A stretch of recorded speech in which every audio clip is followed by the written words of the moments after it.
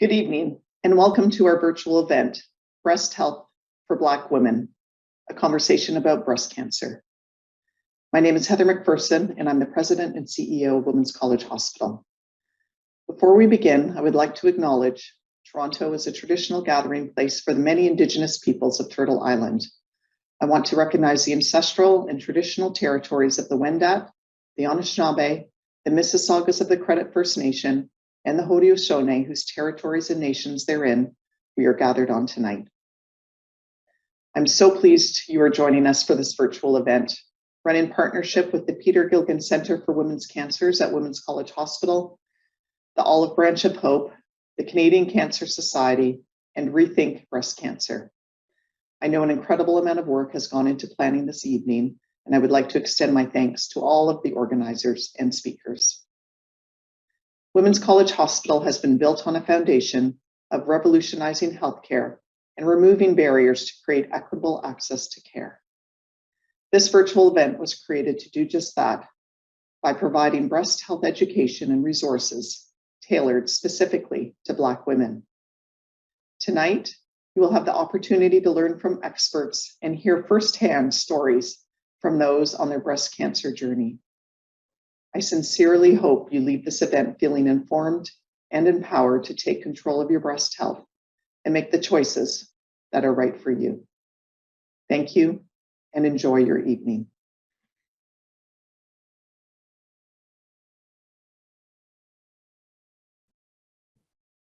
Good evening, everyone. My name is Elaine Goldburn, and I'm the Administrative Director at the Peter Gilligan Centre for Women's Cancers at Women's College Hospital. I want to start by thanking all of you for joining us at our first ever virtual event about breast health for Black women. This event is made possible in partnership with the Olive Branch of Hope, the Canadian Cancer Society, and Rethink Breast Cancer. We know that Black women and women of color experience breast cancer much differently than non-Black women. We also know that many programs, researches, and resources overlook the unique experiences and needs of Black women and women of color. Our team at the Peter Gilligan Centre for Women's Cancers is actively working to change this by making Black women feel seen, heard, and represented. Tonight's event is a step forward in reaching this goal. We have a robust and exciting program planned for you this evening. You'll have the opportunity to learn from leading breast health experts, hear firsthand stories from others who have gone through this cancer journey. We hope that you will gain knowledge and access to educational and community resources tailored especially for Black women and women of color. Regardless of your background and heritage, we hope you leave tonight feeling more empowered, informed, and aware about breast health for women, especially Black women. I'm pleased to kick off this year's Breast Health for Black Women event. I hope you enjoy. Thank you.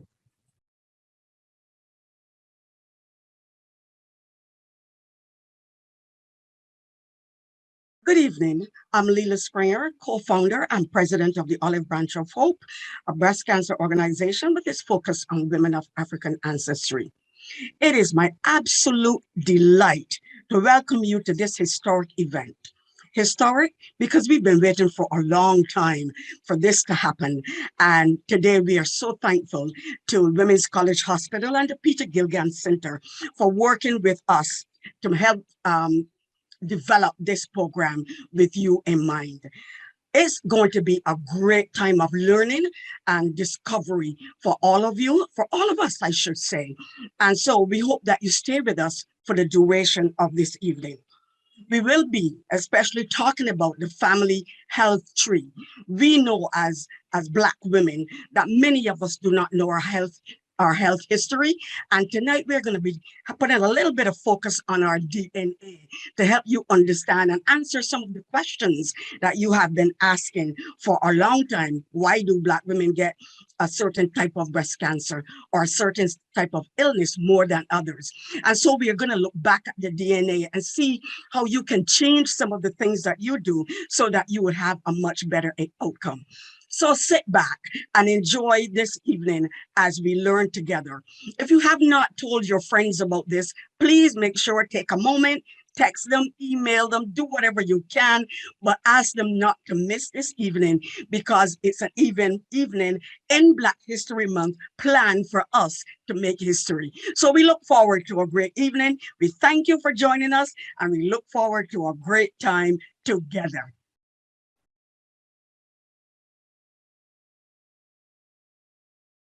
Hi, everyone. I'm MJ Dakota, the founder and executive director of Rethink Breast Cancer.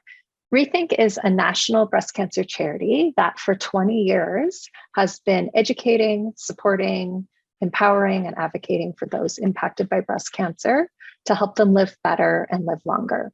We rethink the way we talk about the realities of breast cancer, focusing on historically underserved groups like those diagnosed with breast cancer at a younger age, those with metastatic breast cancer, and people systemically marginalized due to race, income, or other factors. Rethink offers support programs and retreats and education tools and events. That's where we often hear about the unique challenges that some people face in the breast cancer community and also common challenges that many people with breast cancer face. Then we try to identify opportunities to work with the community and healthcare professionals to create new programs or resources, or even an advocacy campaign to help change policy and to help change and improve the healthcare system.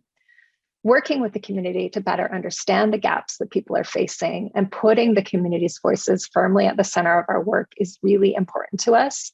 Through our listening, we've come to understand there are many gaps and barriers that the Black community faces, especially Black women seeking breast health information or culturally informed and sensitive breast cancer care and support. We are continuing to work with the Black breast cancer community to learn more and create projects that are culturally supportive and educational, like the Uncovered Project, which you'll hear more about this evening. That's where we're so honored to be a part of this event and be here with you. We hope you find this event helpful, inspiring, supportive, empowering, and that you feel seen and heard in this space. Thank you.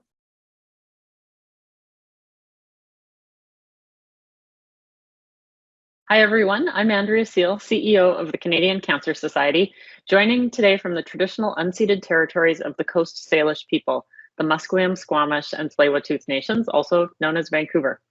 It's my honor to be part of such an important event. I'd like to thank our partners, the Peter Gilligan Centre for Women's Cancers at Women's College Hospital, the Olive Branch of Hope, and Rethink Breast Cancer.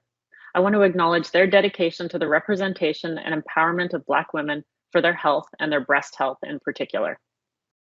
As we know, cancer affects us all, but often research, resources, and support services are not tailored as well as they need to be for specific cultures, languages, races, and communities. It's essential that we change this in order to truly serve all Canadians. Diversity and inclusiveness are strengths, and we know they help drive better understanding and innovation, and we need that in order to better prevent, find, and treat cancer for everyone. That's why the Canadian Cancer Society is integrating these fundamental strengths and increasing representation across our research, advocacy, and support programs. A great example is our Inclusive Excellence Action Plan for Cancer Research, which brings better consideration of justice, equity, diversity, inclusion, and accessibility into our cancer research programs. It's also why partnering with organizations who are committed to representation is so very critical. This evening is a great opportunity for learning. I'm looking forward to continuing to learn myself, and I hope from today you're going to find information that resonates with you and helps you moving forward to understand and take charge of your breast health. Thank you so much for joining us. Good evening. Welcome, everyone. Happy Black History Month. My name is Elaine Goldburn, and I will be your moderator this evening. We have an exciting program planned for you. Our program is comprised into 3 compartments. Part A will have our keynote speakers and 2 digital videos by co-creators who will be sharing their own stories. Following the main session, we'll have a 5 minutes intermission break, and we encourage you, if you need to step away from your device, please stay connected to the event. Once you return from the intermission, we'll move into Part B of the program, which is our panel discussion. At our panel discussion, we have 3 main panels that will be sharing various stories with you, and we will introduce them later on in the program. The final portion of the program will talk about key takeaways, key things that we want you to recall from this event, and we'll also share with you some important resources that you can access for future reference and future information.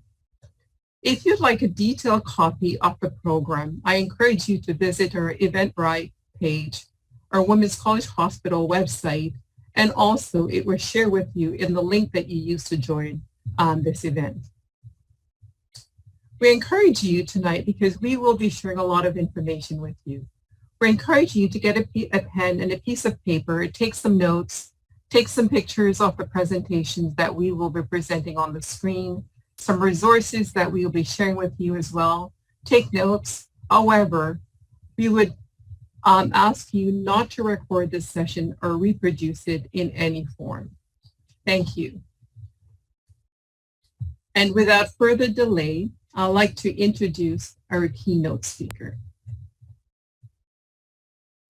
Our keynote speaker for tonight is Dr. Aisha Lofters, who is a primary care physician, chair in implementation science at the Peter Gilligan Center for Women's Cancers at Women's College Hospital. Our topic tonight is called Knowledge as Self-Empowerment.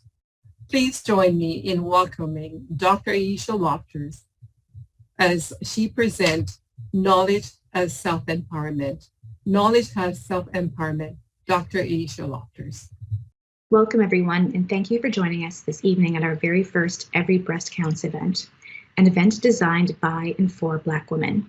This event has been put together by a passionate team at a variety of organizations, including the Olive Branch of Hope, Rethink Breast Cancer, the Canadian Cancer Society, and the Peter Gilligan Center for Women's Cancers at Women's College Hospital, where I am based. My name is Dr. Aisha Lofters, and I'm the Chair in Implementation Science here at the Gilligan Center. We are so excited to have you join us this evening. First, I wanted to start off by talking about who do we mean when we say Black women.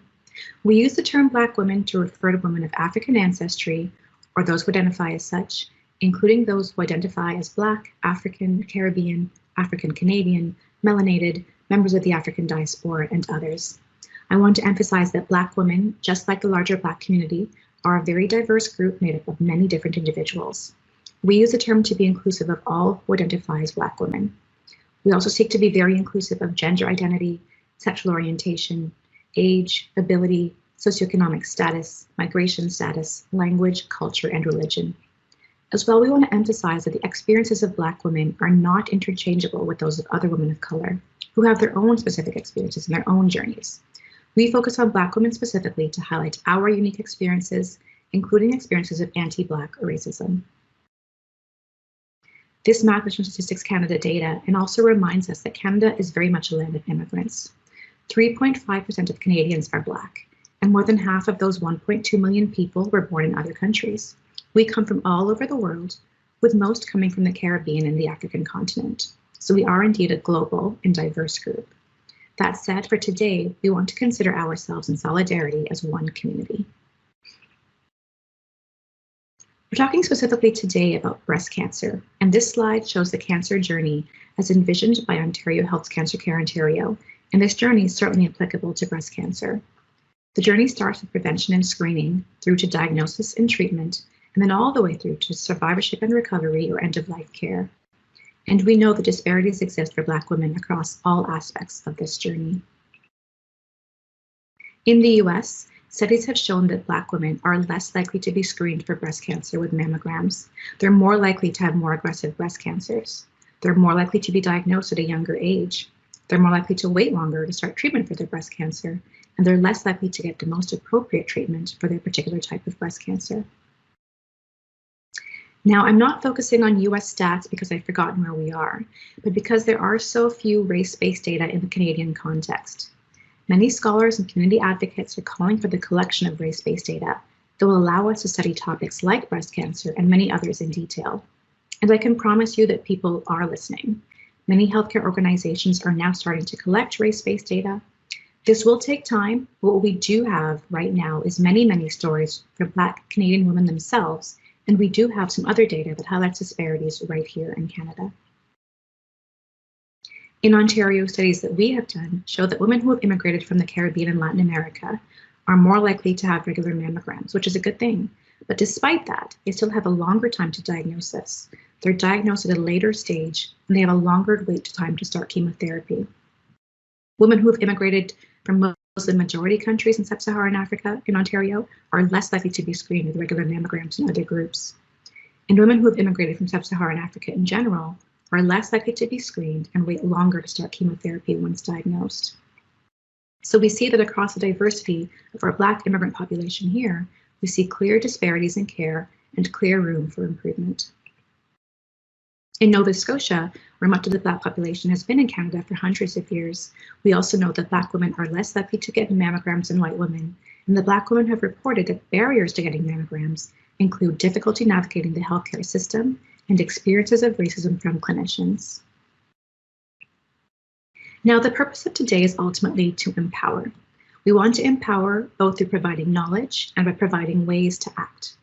We often focus only on the disparities that exist, and although those are very important for us to know, we don't just want to point out the negative and linger there.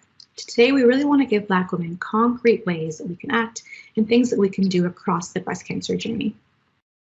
We also fully recognize that much of the action, much of the work needs to be done at the system level, such as collecting race-based data and pushing healthcare providers and healthcare systems to use those data to measure disparities and make meaningful changes to eliminate those disparities.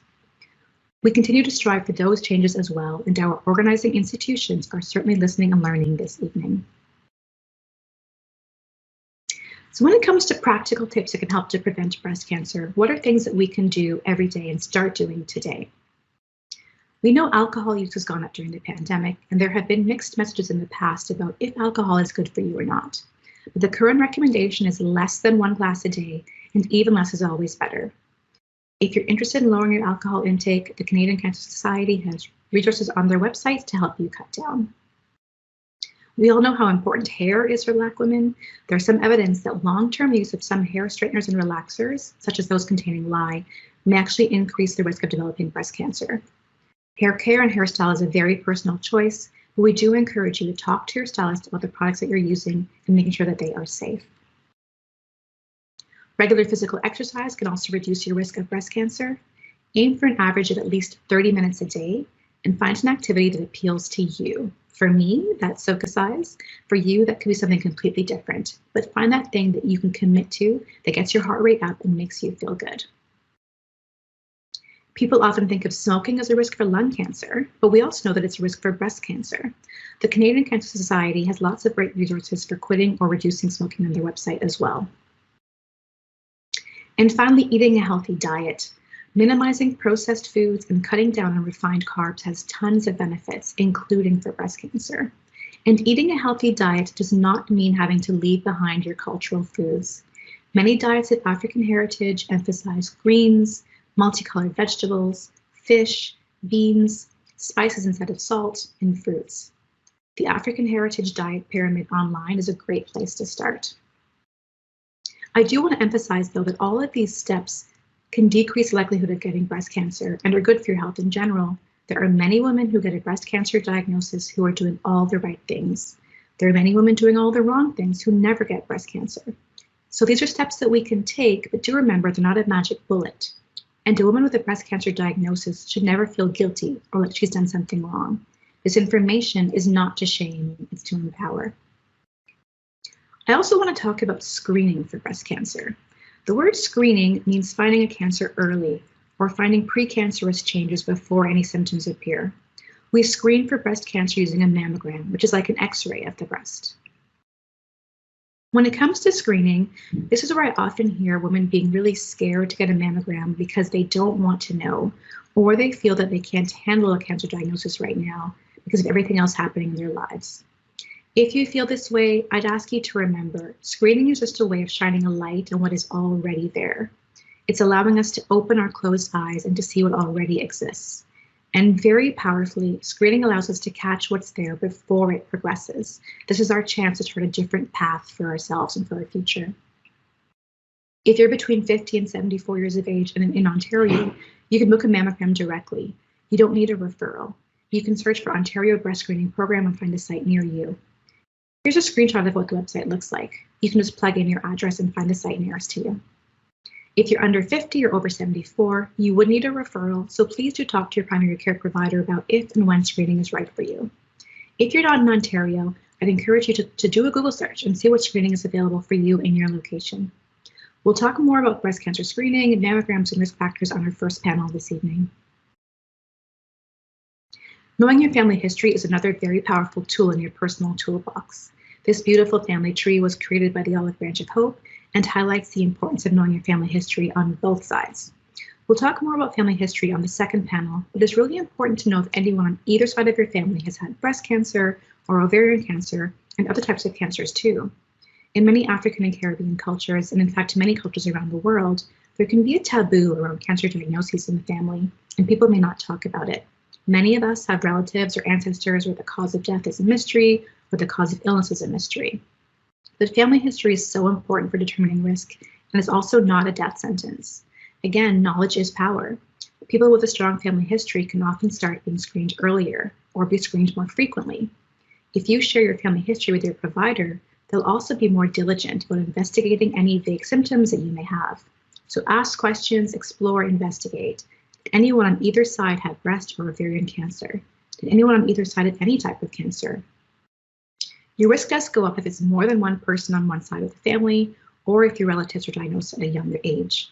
It might mean that there are specific gene mutations that run in the family. BRCA1 and BRCA2 are two of the most well-known gene mutations you may have heard about, and these gene mutations are seen among Black women. There's a perception that these mutations are only among white women, but that's not true. We see them in all races and all ethnicities. BRCA1 and 2 are not the only gene mutations, there are many others as well. So some women with a significant family history might be advised to start annual mammograms at age 40 instead of 50, or 10 years before the cancer was diagnosed in the closest family relation. So if your relation was diagnosed at 45, that could mean starting to screen at 35. So if you do find a family history of breast or ovarian cancer, starting a conversation with your healthcare provider about your history is a great first step. Many people don't know that genetic testing is available to people at risk.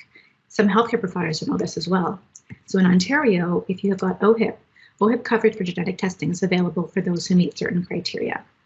Some of these criteria include a positive family history of cancer and young age of diagnosis. So do talk to your provider about researching if you meet those criteria. I do want to emphasize, though, that most women who develop breast cancer don't have a family history. So not having a family history doesn't mean you're in the clear. And again, having a family history is not a death sentence, especially if you're vigilant. I just wanted to include this quote. Many of you might recognize the person on the screen. This is Mary J. Blige, very famous singer. And this is a quote from her. I had an aunt who died of breast cancer. My grandmother died from cervical cancer, and another aunt died of lung cancer. Nobody spoke about it at home. That's why they ended up in the hospital with 2 weeks to live, and now we're talking about it. I know this is happening in a lot of African American homes, and that's why we need to talk about it. I didn't know about breast cancer or mammograms until I was 40. I was in the music business trying to take care of myself.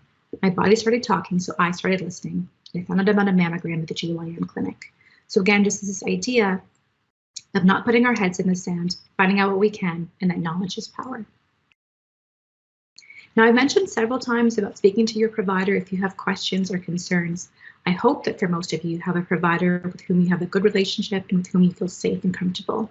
But we know that this is less likely to be the case for Black women. So our third panel today is going to be a really important conversation about self-advocacy, including from women who have lived it. So stay tuned. Again, the hope for today is that we'll provide you with knowledge, we'll provide you with tips to take action, and we will learn from you on how our organizations can take action with the ultimate goal of empowering Black women wherever they are in the breast cancer journey. One thing that Women's College Hospital and the Olive Branch of Hope have created together is the Every Breast Counts website. A Google search for that term, Every Breast Counts, will bring it up. And on the site, we talk about modifiable and non-modifiable risk factors, screening, diagnosis, and practical, accessible resources to help you get through the journey. Please do check out the site if you think it can be of use to you and others in your circle. And finally, I just want to say that it takes a village both to create the website and to create this event. It is a strong and mighty team that came together with a shared passion, a shared vision. And I especially want to thank all of you who are attending, who are taking this time to learn more and to empower yourselves and others. So thank you so much and enjoy the rest of the evening. Thank you, Dr. Lofters, for a very informative and empowering presentation. Now we move to the second portion of our main session, and this is our digital video storytelling session. It is presented to us by the Canadian Cancer Society, and during this session, you'll hear stories from two co-creators, stories around their journey and their cancer journey. Story number one is with Nadia Headley. She shares with us her personal journey with breast cancer, her positive outlook, and her determination to keep her personality regardless of what cancer would bring. Her second story is by Natalia Taylor Thompson. Natalia shared with us her story in Not If, But When, during which she tells us how she decided to take control of her life after years of carrying around the fear of developing breast cancer, like her mother and her aunts. We know that the stories that we will share with you tonight may trigger different emotions in each of us. I encourage you to look at the resources and reach out to Canadian Cancer Society, and you can call them at 1-800-939-333, or you can join them in the live chat. Someone will be there. Please join me in viewing Nadia Headley's story. 24 inches of dreadlocks. It took me 7 years of tender care to grow them. Each lock was its own story. Each lock was entwined and entangled with trips abroad, exotic foods, hopes, dreams, aspirations, fears, love, hurt, pain, and joy. One January night, while it was freezing outside, my husband, daughter, and a handful of friends stood around me with my head bowed. My husband was strong. Then he stepped away. He needed a moment. He was about to do something he'd done so many times, but this time was different. His hobby was cutting hair. He had a barber chair and cut hair most weekends just for fun. There was no fun in this moment. He took the first cut. He then handed the scissors to someone else who took a snip, and on it went, each person silently approaching and taking with them a long lock of my hair. Contrary to convention, when I had heard that multiple cancerous tumors had been found in my breast, I cried my tears, and then I had to make a decision. Cancer would take my time, my money, my hair, my breast, and my energy. Cancer would not take my personality. Cancer would not take my smile. What would I do? I would totally have a party. And so I did. 10 friends joined us for a scarf making and hair cutting party. We tie-dyed scarves for me to wear during treatment. It was great to see all the creativity displayed. We were having so much fun, we had forgotten the reason why we were making scarves in the first place. Then the time had come to say goodbye to my hair. Instead of sitting home alone in fear of the future, I opened up the most vulnerable moment of my life to close friends and family. That circle of support turned the depressing idea of losing my hair into a symbolic moment of hope and power. One after the other, my locks fell to the floor. My 5-year-old picked them up and made an impromptu wig on her own head, We all erupted with laughter. The scarves my friends had made for me made me feel fashionable and pretty.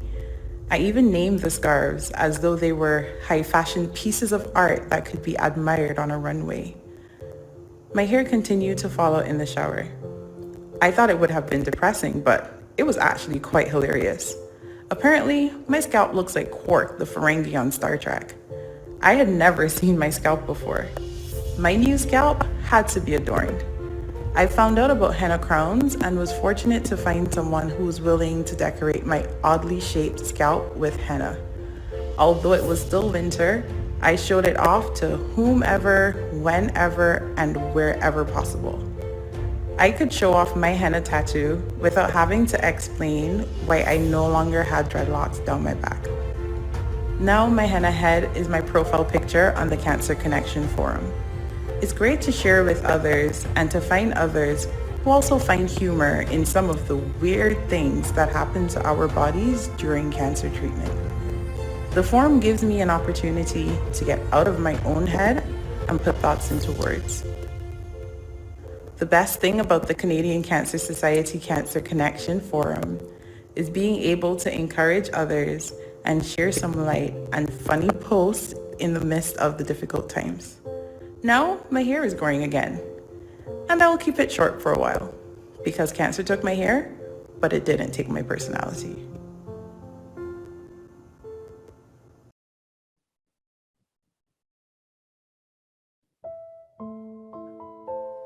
I felt like I was running out of time and about to lose control. I'm not sure if it was that we were at church or that I hadn't seen her for years. I am not sure if it was that she had the same marks on her arm as my mom from her lymph nodes being removed. I am not sure what it was that made me hear the words, "You are a walking cancer." She spoke to me that day, but I heard them.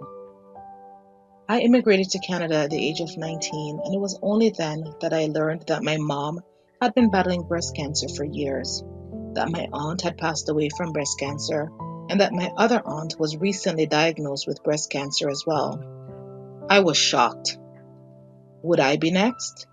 The question didn't linger long as I filled my life with things that made me happy, singing in the church choir, and reading and spending time with new friends. My worry returned when I felt pain in my breast after I had my first son. Do I have cancer? The answer, not this time. I became more vigilant in doing my self-exam, but the worry was still there. It never went away. After gentle persuasion and prodding, my mom took a genetic test. Almost a year later, the results came back. My family were carriers of the BRCA2 gene, increasing our chances dramatically of getting breast cancer and ovarian cancer. Armed with this knowledge, my mom convinced me to do the test, and I too was a carrier of this gene. The worry I had before now became panic again, but I pushed it aside to take care of my family. In 2010, my mom's cancer returned with a vengeance, and unfortunately, she passed away. My life was a whirlwind. After that, and I had another cancer scare. A suspicious spot on my mammogram. Do I have cancer? The answer, not this time. I was relieved, but I knew in my heart that was just a reprieve. When I heard that lady speak to me that day in church, I knew then I had to do something fast. My family doctor referred me to a gynecologist, and on my first visit, she looked at me and uttered the same words as the lady from church. You are a walking cancer. She also asked what I intended to do about it. I remember the conversation I had with my mom. She said to me, if she knew then what she knows now about breast cancer and had been given options, she would have opted for a double mastectomy instead of a lumpectomy. My mom made me promise that I would look into all the options to protect myself from cancer once she knew she had the BRCA gene. I told her that I would when I was 40. Why 40? I don't know why. I was waiting, but my doctor made me understand it was not a matter of if I would get cancer, it was a matter of when I would get cancer. In that moment, I decided I was going to have a double mastectomy as soon as possible. I called my husband and told him what had happened, and his words to me gave me the courage to move forward. Nearly a year after my decision, I had a double mastectomy with immediate reconstruction. The surgery was long, and the recovery was not always easy, but I made it through with the support of family, close friends, and much prayer. It was the best decision I have ever made. A weight was lifted off my chest. My risk of getting cancer went from over 80% to 2%. Knowing what I know now about the BRCA gene, I want to help others. Knowledge is power. Get tested. Take back control, because when you know what you are up against, you can fight smarter.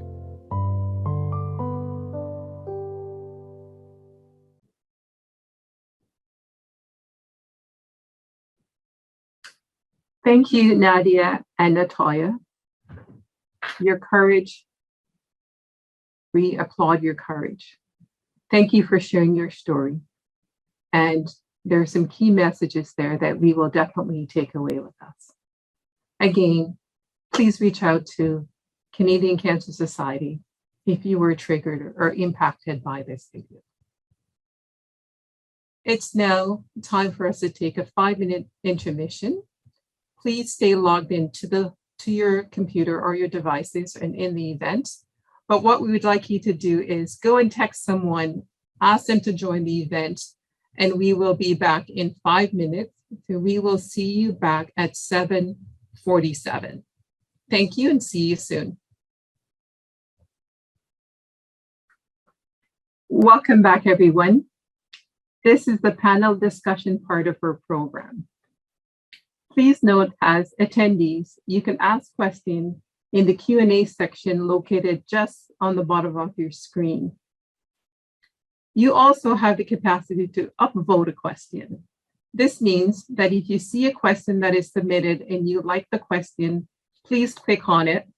Also, if there's a question that you thought that you want to ask as well, click on it as well, and this will give us a priority in terms of which questions to answer. If you wish to say anonymous, you can also click on use the anonymous section or change your name on the screen. I would like to introduce our first panel.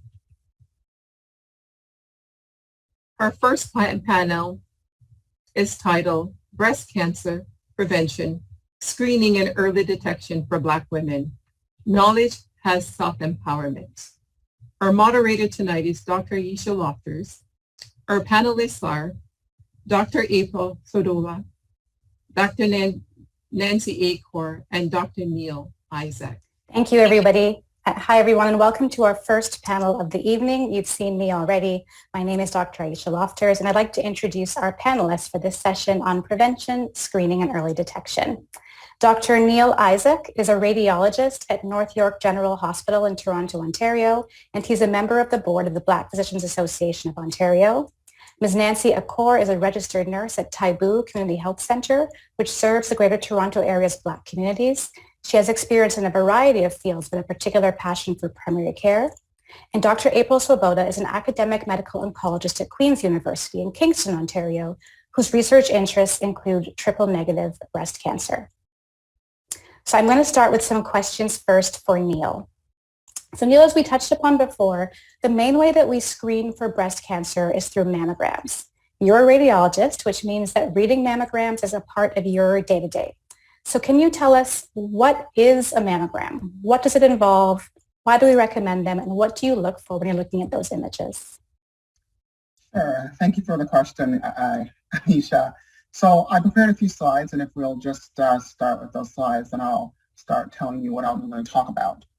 So we're going to talk about screening first. So screening is a test that can be done, and it has to be basically well tolerated by the patient. So we need it to be cheap so that it can be done and readily accessible by the population. We need it to need to know the natural history of the disease, so we know that we can interrupt the natural history, and it has to have a perceived benefit. So ever since the 1980s, mammography has been shown to detect breast cancer before it could be felt, leading to earlier treatment and a reduced number of deaths. So there you go. It's a great screening test because you can detect something that before it can be felt. It's one of the best studied tests, especially in terms of screening, and it's proven to reduce death from breast cancer. Mammography continues to be the best screening approach for early detection of breast cancer. It's the gold standard, it's known as. And again, if you have early detection, then you have more treatment options, which reduces your chance of having recurrence and increases your chance of having survival. So let's move to my next slide. So how do we get a mammogram? In this cartoon, what we have here is we have the patient against the mammography machine. As you can see, the mammography machine is placed underneath her breast in one of the views that we perform. The X-ray tube comes from above where it says face guard, just above there is where the X-ray is. And the image is obtained where you see the cassette plate. Now, we're taking her breast, a 3D object, and we're trying to make a 2D image out of it, something that we can have as an image that we can look at and try to find the cancer. So we have to have a compression paddle. This is the part that a lot of people talk about in mammography that can be seen as uncomfortable. But compression is needed, and there's really three main reasons why we need compression. One is to stop motion, either from people moving back and forth or what have you, from breathing also, so that we don't have to retake images. It also is used to make your breast thinner. So if it's thinner, then it's less dense, so the X-rays can go through easier and we get better images. So it's like in fog. Like if it's a foggy day and things are far away, it's harder to see them than if they're up close. So we need to make it thinner. It also helps spread out the tissue so there's less overlap. So that's why we have that. So let's move on to the next slide where we talk about why this is necessary. So the compression, if we imagine that this image is the breast, and the breast is made up of things that make up the density of the breast. And so you have skin, which obviously you have fatty tissue, and you have breast tissue. And then you have bad actors like this purple cancer that I have shown here. So they all have varying densities, and that's what allows us to determine what is a cancer and what's not a cancer. So when you compress the breast, if you don't compress it enough, sometimes you end up with what's marked as 2D image, where you can potentially see a little bit of the cancer peeking out behind the dense breast tissue, and that's the job of the radiologist to try and find that. But if you have good compression, you're spreading out the tissues and you're able to see that a lot easier. So that's the importance of breast cancer. So when we talk about density, it's also important to talk about density is not how your breast feels when you do a breast self-exam. It's not about how your breast feels to your doctor. It's how it looks on mammography. So if we go to the next slide, and I'll show you what the breast looks like on mammography. So these are 4 different patterns of breast tissue that we see on mammography in only one view. So in the upper left-hand corner, you have what's known as a fatty breast. So it's a breast that's fat. There's very little like milk ducts. It's clean, you can see through it. It's quite easy to detect something that could be abnormal. And in the bottom right, you have what's known as a dense breast. And that breast, it's harder. You can still find things, but it's just a little bit harder to find it. Now, when we do the mammogram, we also do 2 views. I'm only showing you one view. These are called MLO views. So the one when you saw the lady in the cartoon, she was in what's called as a CC view, which is an up-down view. And this is kind of a side-to-side view, because we want to be able to have a good view of something. Remember, tissues can overlap, and we're trying our best to try and un-overlap the tissues. So we look at it straight on, and we look at it from 90 degrees to try and figure out how best we can un-overlap the tissues. So let's go to the next slide, where we'll talk a little bit more about density. So dense breasts are normal, okay? So many people have dense breasts. It can happen to any age group. Usually younger women have denser breasts than older women, but that's not always the case. So as I said, it can cause mammography to be a little less sensitive for breast cancer, but it doesn't make it unsurmountable. You can find the breast cancers, you do detect disease, and it does not significantly limit the exam. So what we try and say is, for when you have patients with dense breast tissue by mammography, what we try and say is, we try our best to determine what's happening by standard mammography. There are new emerging techniques that are available, such as tomosynthesis. And this is like taking a slice of bread, what you imagine is your breast, and you take many slices through it, and allows the radiologist to be a little more sensitive. There's other testing like ultrasound and MRI, and these are not quite ready for screening, but there are certainly some uses for them in screening in patients who have contraindications to other tests or what have you. So that's the end of my slides, but I just wanted to take one last moment to talk about mammography. As I said, as you know, mammography, we're taking that 3D object and we're making it into a two-dimensional image. So there's always going to be that overlap of breast tissue that can occur. So when you get called back, it's important not to panic, okay? The callback is normal. There's a normal percentage of women that get called back on mammograms. And it's really because we need to figure out what's going on. It could be that you have like a cyst that's developed. It could be new calcifications. It could be just that there's overlapping tissue. The vast majority of people that get called back, like upwards of 85%, there's really nothing there. And it's not that we're over diagnosing things or we're calling things back unnecessarily. It's that we just need to have a better look to figure out that there is nothing worrisome in there. Thank you. Thank you so much, Neil. And I think you just raised a really important point about the callback. So I remember you say 85% are called back with there being no issue. So a very important point, I think, for women to remember as they're arranging their mammograms and getting follow-up. So thank you very much. Next, I'm going to turn to Nancy. So Nancy, we know that screening rates for some Black communities can be lower when it comes to breast cancer and other types of cancers. And as I mentioned at the beginning, you work at Taibu Community Health Center and were involved in a very successful initiative to increase screening. So can you tell us, first of all, what were some of the barriers that the clients at Taibu were experiencing? And then tell us what Taibu did to increase screening and why you think it worked. Sure. Thank you, Dr. Loftus, for that introduction and for providing this opportunity to discuss this important topic. To answer your questions, I've also prepared a few slides. So as you said, I work at Taibu Community Health Center. As many CHCs or community health centers are made up, women make a majority of our population. As of 2017, 2018, 60% of our clients are Black, identify themselves as Black. And now we have 86%. I just got these stats yesterday. 86% of our population at Taibu identify as Black.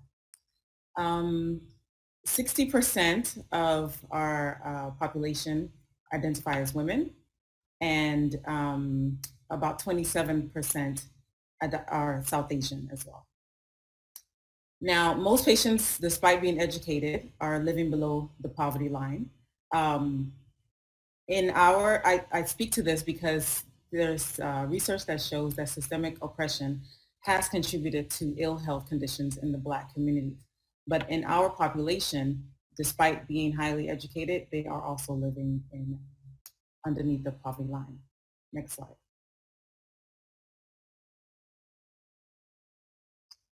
Some of the barriers that we identified for screening, around 2017 to 2018, our screening rates for breast cancer was 17%. So when we did this research, fear of the screening method itself was one of the main barriers to screening. People described pain, that friends have told them that it was very painful and they did not want to experience that. Another barrier was having a male technician be the one that is performing the screening. They did not feel comfortable with someone that's not their partner or a family member seeing them in that vulnerable situation. Perceptions of reduced importance of screening, as you had actually mentioned earlier, a lot of the women felt that it was breast cancer was something common to the white woman and not necessarily something that affects Black women. Cultural differences was another barrier. There's different ways that people communicate and just various ways that people deal with each other when they're in the health setting. And they found that that was a barrier for them, that no one knew how understood how they spoke or different languages that they spoke, like patois, things like that. Another one was stigmatization. So getting screening would be potentially exposing themselves to now saying, oh, I have cancer. And that was another barrier that we found, that people did not want to get screened, in order to actually face the consequences that they might be diagnosed with cancer. And then the last barrier was financial insecurity. Like I said, people are living below the poverty line, so trying to make it to different appointments, financially, it was something that came up quite often. Bus tokens or taxis to just various locations was an issue. Next slide. So the interventions that we brought up were to have a peer-led outreach. So instead of having people that, we're just hearing from word of mouth from friends, we actually had people that were in the community that maybe they did not know each other, but they also, they've had these tests done, and they would, get together and just discuss everything that they've been through. Education, plain language. So people spoke in patois with each other. It was like a friendship. It was a bonding intervention. And then transportation program. So we had our Taibu bus who went to go pick up people from their homes and then drove them to various appointments and back home, so they did not have to worry about paying for transportation. And another intervention that worked really well was patient callbacks and reminder letters. People loved getting that call back to say, hey, it's time for your appointment, or having a reminder letter saying how important this test was. And this helped increase our numbers from 17% to 72% screening rate. So that really worked for us. Thank you. Thank you very much, Nancy. So as was mentioned in the beginning, I'm actually a cancer screening researcher, and I can tell you that the gain in screening that Taibu was able to achieve is essentially unheard of. And I think it just shows the power of community-led initiatives, right? Like voices coming from the community helping to support other community members. So thank you very much for sharing that. And now I'm going to turn it to our third panelist, April. So April, you are an oncologist and you also do research, and your research focuses on triple negative breast cancer. So can you tell us, what does that term mean? What is triple negative breast cancer, and what is its significance for Black women in particular? Sure. Thank you so much for having me. So when we talk about breast cancer, folks often think that breast cancer is one disease because it affects the same organ, but really there are different types of breast cancer. So every breast cancer, we test for 3 receptors, basically 3 proteins on the surface of the cancer.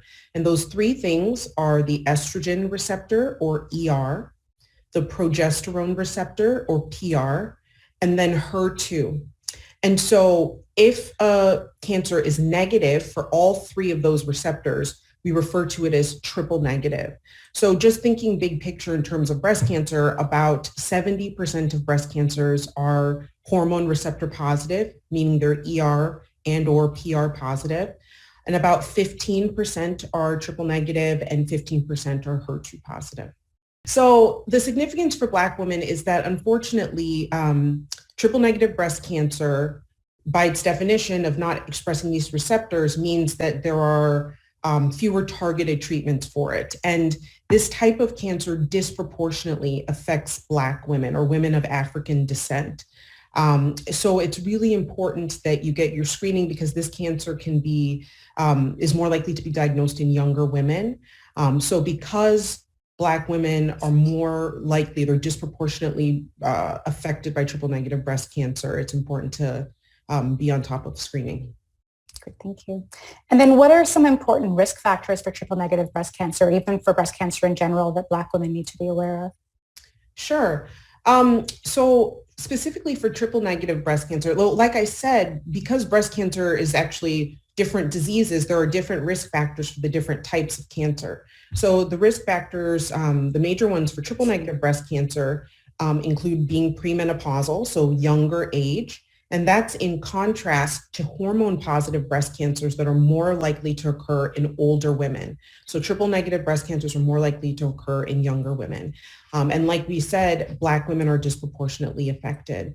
In terms of other risk factors, your keynote, addressed a lot of them. The thing I always like to emphasize with patients is that the biggest risk factors for developing breast cancer are being a woman and in general getting older. I think that there's a lot of shame and there's a lot of self-blame that can come with the breast cancer diagnosis.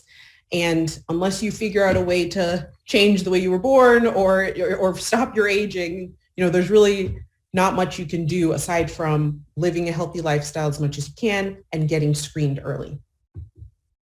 And then one last question. As an oncologist, can you comment on the importance of diagnosing a breast cancer sooner rather than later?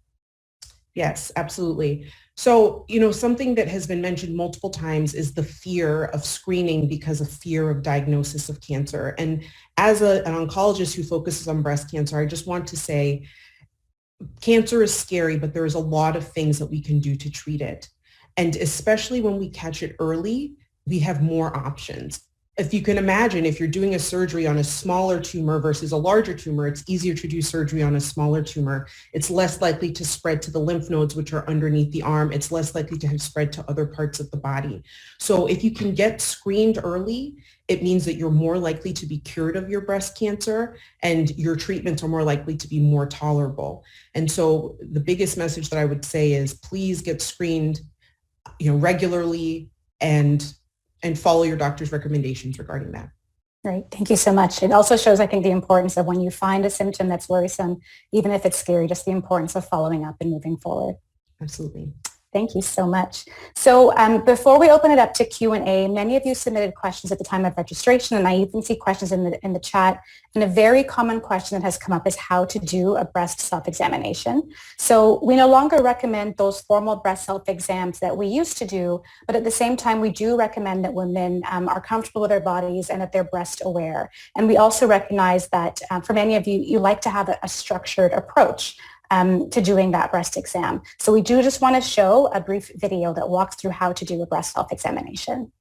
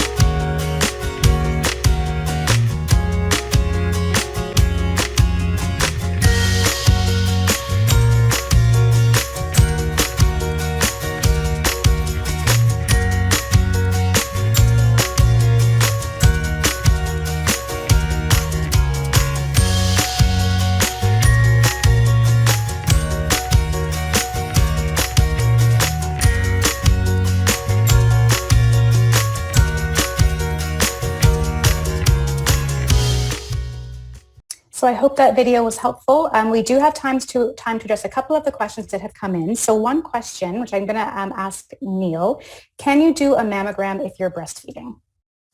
You can do a mammogram if you're breastfeeding.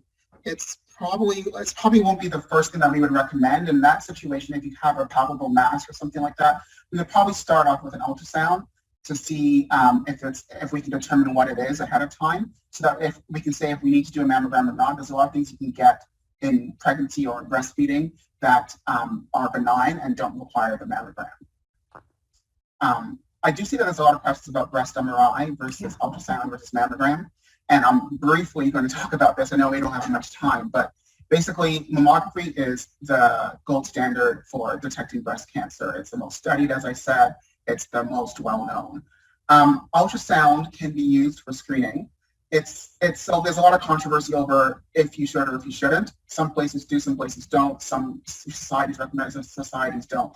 There's a lot of benign or normal stuff that you find at ultrasound that can cause, when you do screening, you're supposed to do no harm, as doctors are supposed to do. And so they say that you find a lot of these benign conditions that don't come out to anything, and you end up having to follow them every 6 months for 2 years.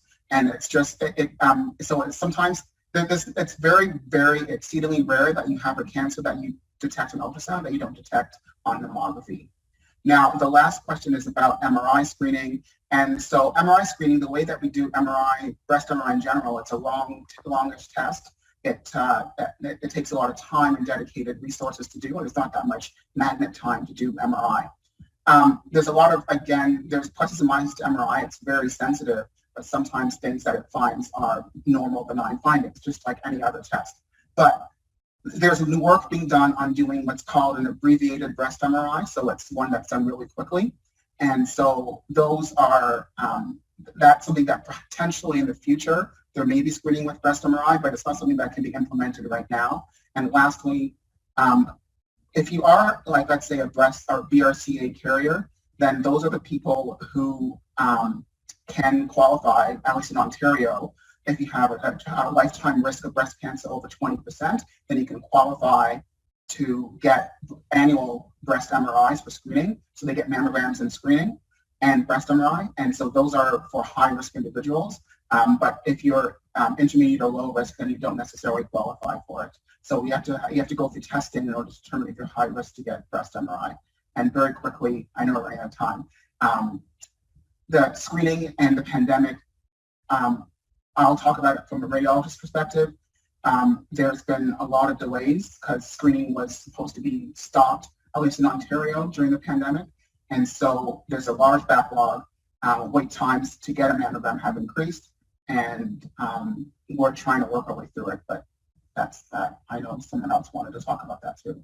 Nancy. I actually just wanted to mention, especially just to echo what Dr. Isaac said. So yes, the screenings have been backed up, but if you feel something in your breast, if you feel like something is different or abnormal, please make a note, reach out to your family doctor, because you no longer fall under the screening category. Mm-hmm. That's a diagnostic mammogram to evaluate an abnormality, and we can get you in sooner. Please don't put things off, because while the pandemic has caused a lot of disruption, your health is really important. Please reach out if you're feeling something that's abnormal. All right, with that, I know there's a lot of questions, but we do want to get on to panel 2. Thank you so much to Neil, to Nancy, to April. We really, really appreciate it. And we will head on to panel 2. Thank you, everybody. Thank you, Aisha and the team. Great discussion. Lots of information that you've provided us with. I know that we have found them valuable, and we'll use them as you continue to screen for breast cancer and look at, as April said, if there's something that you found that is concerning, please reach out to your family physician, and so that it can be addressed right away. We know that there has been a backlog with the pandemic, but your health is important to us. The second panel is presented to us by the Olive Branch of Hope. The title of their presentation is Taking a Closer Look at Genetics and Family History. Our moderator tonight is Nadia Headley, and our panelists are Dr. Blessing Bassey-Archibong, Patricia Russell, Natalie Wilson, and Dawn Barker. Nadia, I will turn it over to you.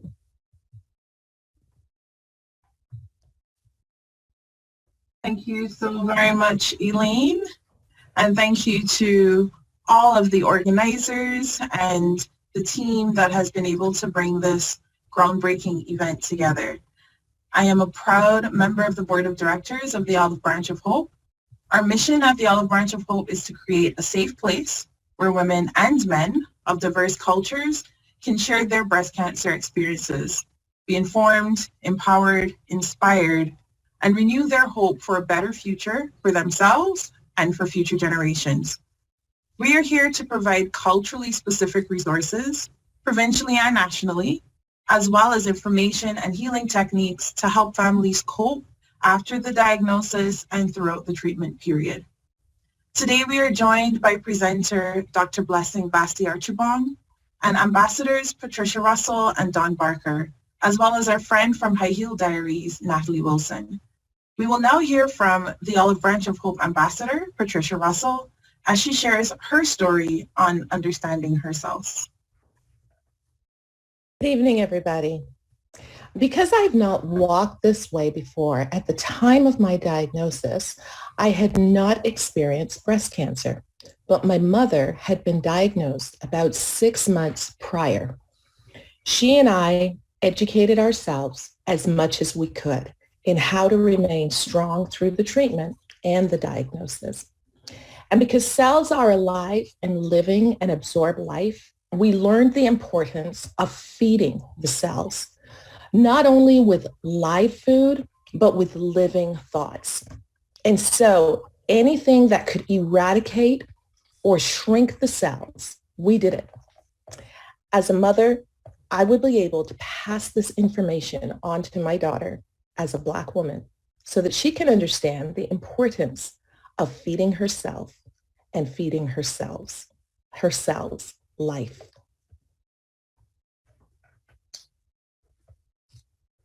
Thank you, Patricia, for sharing that story. As we all heard, cells are indeed living. They are independent living entities, and our bodies are made up of trillions of cells. Why? Because every single human life begins as a single cell. Can we please go on to the next slide, Melissa? Thank you. Now, what is a cell? Think of a cell as a very small entity.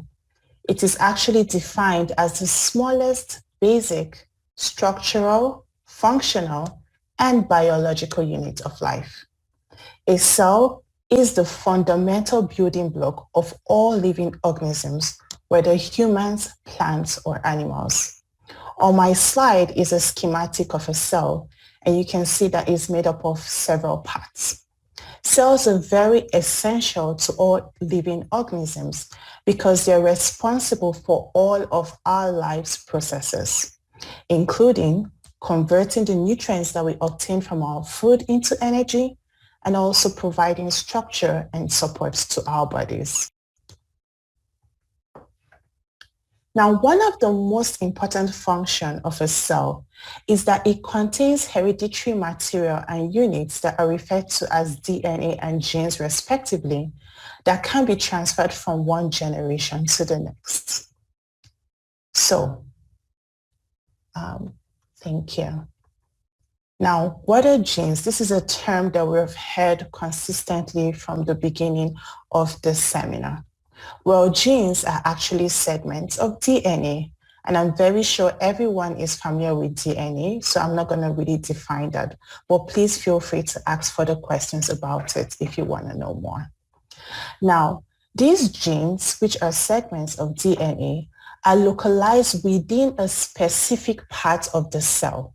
If you focus your attention on the schematic or image of the cell on my slide, you will see that there is a pink ball looking like image in the center of the cell, and this pink looking like structure is referred to as nucleus. This is where our genes and subsequently our DNA are localized within cells. Now, these genes contain not only the specific information that all living organisms require to develop, but it also contains instructions for producing proteins that are actually required by our bodies to carry out all its independent and different functions. These proteins also control several characteristics that we see, for example, our eye color. Now, genes, for example, BRCA1, BRCA2 gene, which is highly implicated in breast cancer, can undergo changes or mistakes during the course of its lifetime. Remember, I said that genes are responsible for all the functions of the human body, so you can imagine the amount of work that it needs to do. As such, during the course of its lifetime, it can be subjected to several mistakes, and these mistakes are referred to as either mutations or currently as variants. Now, when a gene has a mistake that affects the protein that it produces, sometimes this mistake can have no effect. And of course, as you can see from the image on my side, the second image, it could result in a normal protein. But other times, unfortunately, these mistakes could result in an abnormal protein or even the loss of the protein that is supposed to be produced by these genes totally. Now, sometimes this abnormal protein or lost protein may not have any effect on the human body, and the human body can keep on living and continuing its functions.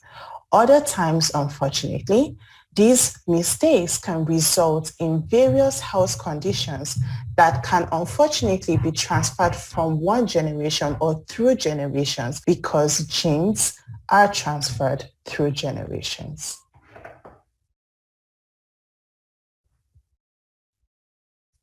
Now, at this point, we're going to take a pause and we'll listen to the story from our second panelist, Natalie. Natalie is going to share her story with us, and then we're going to continue with our presentation. Thank you. Thank you. Good evening, esteemed doctors, and to all our speakers and guests. My name is Natalie Wilson. I'm a 3-time breast cancer warrior. As my children grow older, I've been thinking more about my daughters and the prospect of them getting married and having their own children. So it goes without saying that the fear of them having breast cancer has been an obvious part of this thought process for me. Over their adolescent years, we've focused on many things, including learning about their bodies and how their breasts feel so they can understand what feels abnormal. Staying away from foods or medication that are high in estrogen, such as dairy products and birth control pills. Encourage diets high in antioxidant fruits and vegetables, high in calcium, but low in red and processed meats. Staying informed on the chemicals, pesticides, and PCBs in the environment, food, cosmetics, and personal care products.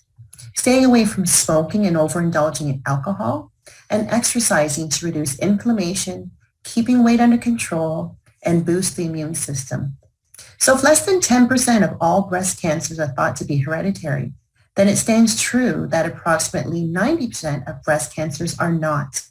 Therefore, we must be our best and strictest advocates. I come from a generation where there was a lack of education of breast cancer risks and a lack of hereditary knowledge, especially on my paternal side. However, even though my children have a 50% chance of having received a mutated BRCA1 or 2 gene from myself or their father, it is equally important to know that even if they carry the gene mutations, they may never develop cancer. But for now, they can do better because we know better. Thank you. Thank you, Natalie. Now, this passage or transfer of a gene, and most importantly, a variant or mutation that occurs in several genes, especially BRCA1 or 2, that causes diseases like breast cancer from one generation to another or from a parent to their offspring, is known as heredity.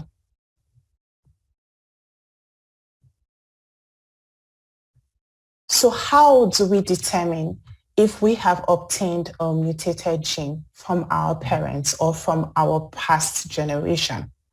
One way that we can do this is by generating a family tree and most importantly, a family health history. What is a family tree? A family tree is a diagram of all the people in our family and their relationship to one another over several generations, and is usually recommended to at least have over 3 generations. Draw your focus on the image on my slide to give you an example of what a family tree should look like. Now, a family health history is similar to a family tree, but in addition to the information present within a family tree, you want to record the health conditions that each of your past family members or each of the family members have been diagnosed of during their lifetime. And this is a family health history. So if you draw your attention to the second image on my slide, it's just showing you an example of what a family health history would look like without, of course, the faces of the individual. Here, each parent is represented, or each family member is represented by shapes, boxes for the squares for the males and circles for the females. The red box that you can see there is an example of a male that is affected with a gene variant. Let's say, for example, in this case, BRCA1 or BRCA2 mutation that is known to be affiliated with breast cancer. As you can see, through each of the generations, the children manifests or is affected with this gene variant.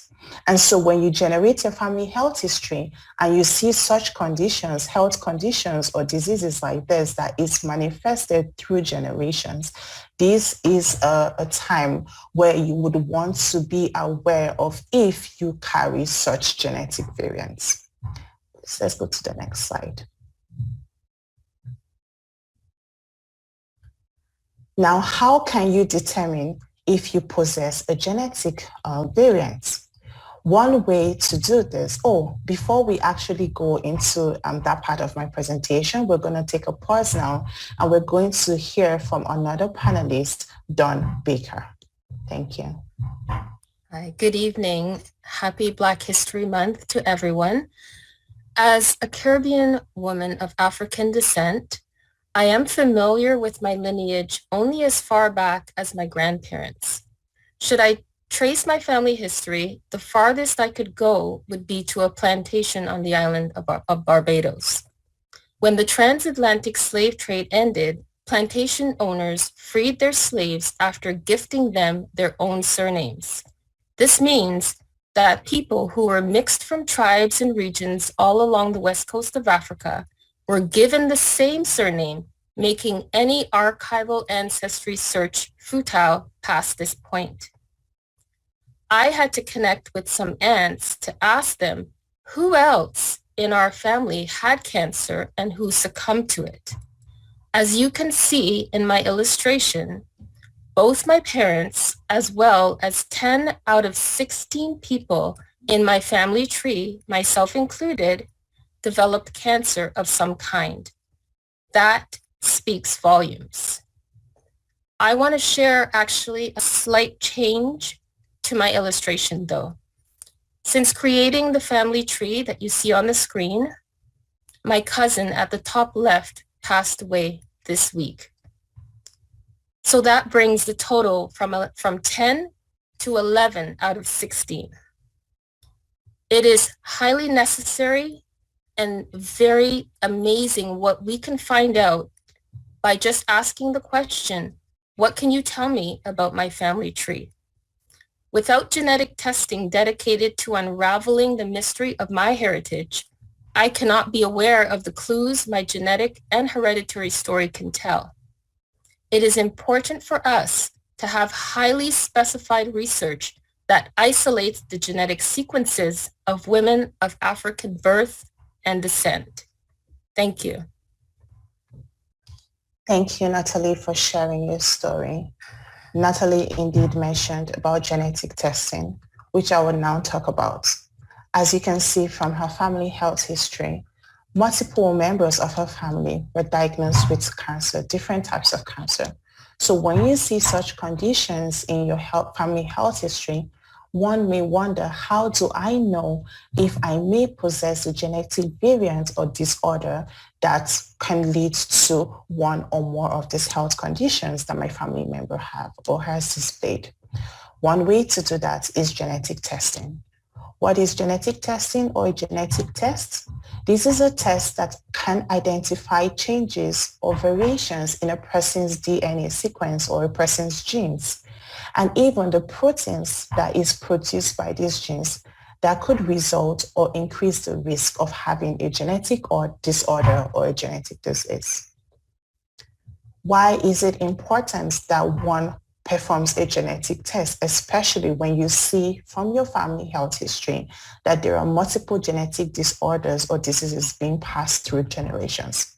This is because a genetic test can do to determine the likelihood of your ability to develop such a genetic disorder that you see in your family, or the chances of you actually transferring this genetic disorder to your child or your offspring.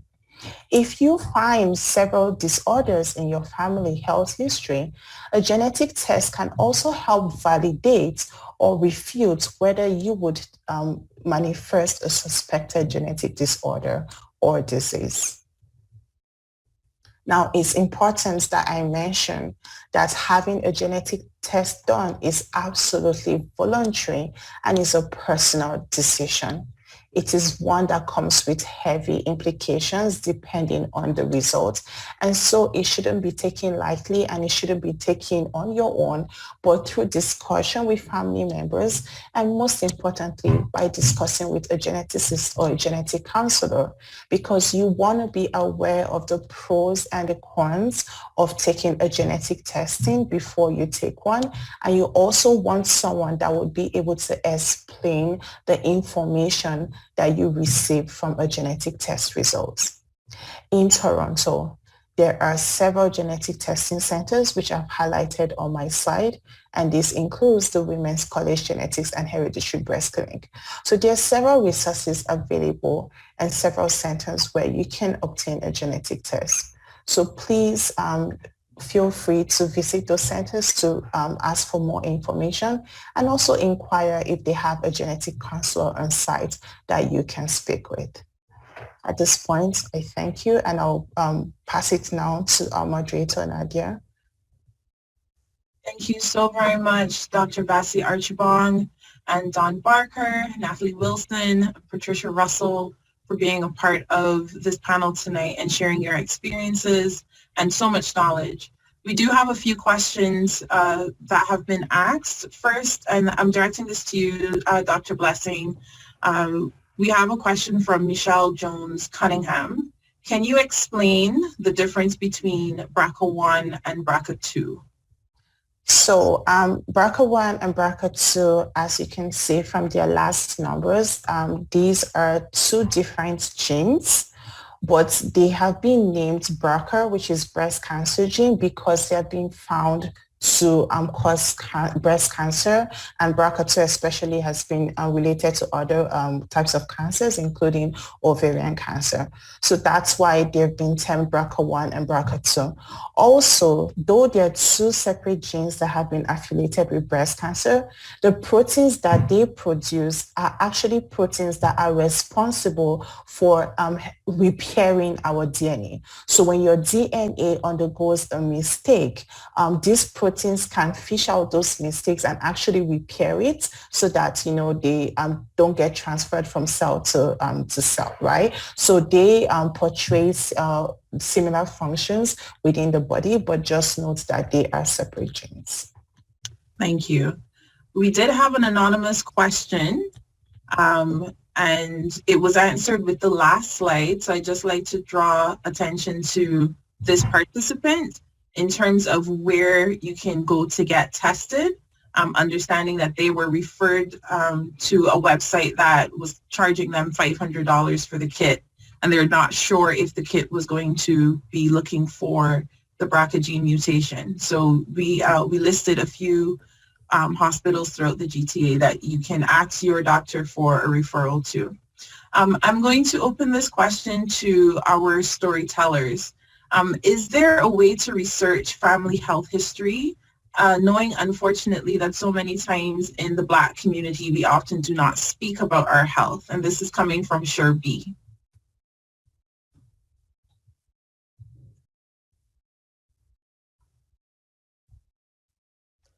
Go ahead, Patricia.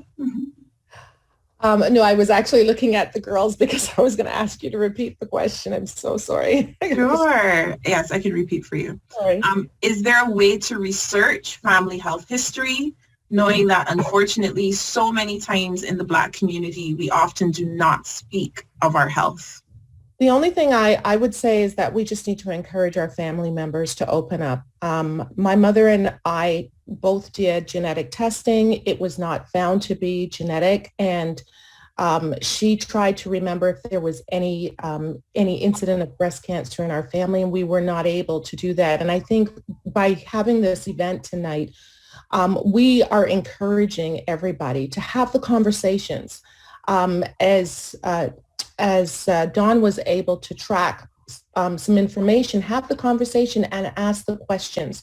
Do you know of any? We're of a generation where we communicate more, we're more open, we're more verbal, and so it's up to us now to take the reins to ask the questions within our family. Absolutely. Thank you, Patricia. Yeah, go ahead. Back in 2008, when I was initially diagnosed, my doctor had sent me through at Sunnybrook to do genetic testing. But as we went through the first phase of genetic testing, depending on your hereditary background and the information that you give them, you may or may not be able to go through to the next round in order to determine if or not you indeed carry the mutated BRCA1 or 2 genes. So I believe you can, depending on your cancer diagnosis, you may or may not be recommended to get genetic testing. And even once you get into genetic testing, you may or may not go through to the full phase in order to find out if or not you truly carry the gene. Now that was 2008. I would hope that things have changed. And last research, my daughter did that while we were talking about it. There's also, it's not free. There's a significant charge in order to get this testing done. Thank you. If I would add to that, I believe that's why your family health history is very important, because if you do show that at least 3 of your back generations have some sort of cancer, right, then that might actually prompt them to let you have a genetic test done as well. I would also add to advocate for yourself with your oncologist. I did not have any family history of cancer that we could find, any relation to, and they did send me for genetic testing because they were shocked. They're like, "How at your age, are you presenting with this?" None of the major genes that they expected came up with obvious mutations, but there was a mutation that they were not sure exactly what it meant. And so then they put me on basically like a waiting list so that if anything is developed, they'll be able to get back to me. So your oncologist may be able to still push you through with that referral. If you really think it's something that you need, you can advocate for yourself there. Mm-hmm. And our final question, and this is for you, Dr. Basti Archibong. If you have the gene mutation, do you need to worry for your sons too? And this is coming from Debbie. Sorry, I didn't hear the last part of it. I heard if you have a gene mutation. What was it? Do you have to worry about your sons, your male children as well?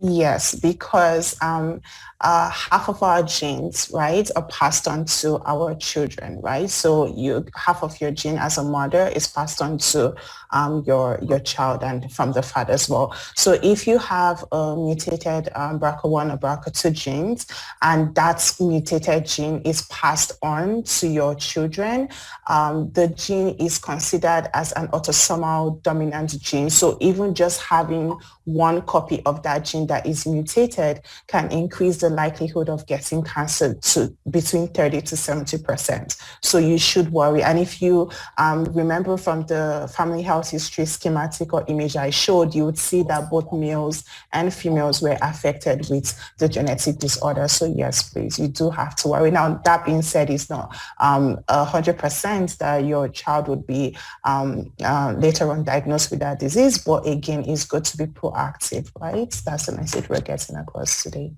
Wonderful. Thank you so much, Dr. Bassi Archibong. Thank you, Dawn Barker, Patricia Russell, and Natalie Wilson for joining me. Thank you to everyone for spending this time with us. Please continue to ask your questions in the Q&A section. I'd also like to invite you to visit our website, www.theolivebranch.ca, where you can find more on our programs like Think Beyond Love Pink and our upcoming Tobo Vine virtual support group on March 1st. And now I turn it over to Elaine to continue. Thank you. Thank you to the Olive Branch of Hope, our moderator, and our panelists. Well done. You have shared with us some very important message. Why is it important to know our family tree? Why is it important to know our medical history? And most importantly, start having the conversation. I encourage you to start having the conversation immediately. We now turn our attention to panel number 3.